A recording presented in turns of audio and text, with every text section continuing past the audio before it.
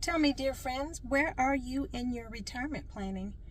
Have you thought about your housing cost, which is likely to be your biggest expense? No surprise.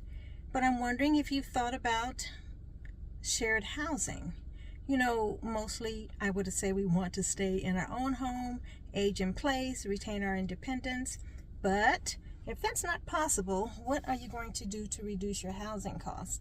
And I would say that I never actually heard of it until I started working in property management, but it could be a viable option. That's where you have your own private sleeping quarters, but you share your common areas with roomies, essentially.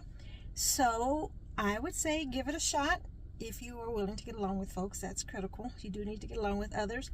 And maybe it's not such a bad idea if you have the right mindset. But in any case, you will need to make a plan for your housing costs, and that might just be one option. The other option, if you're not sure, if you don't own a house now or not sure you will be able to continue to own a house, I'm recommending that you apply for an affordable housing waiting list. And by that, I mean, depending on where you live, there's a housing authority which provides vouchers where they help you pay your rent, which is nice, or the tax credit program, which you would just go to a property management company for that, or affordable housing developer, for instance. And that rent is a little different. It's actually based on the unit size, but the rents are also different based on what's called the AMI, which is a whole different conversation.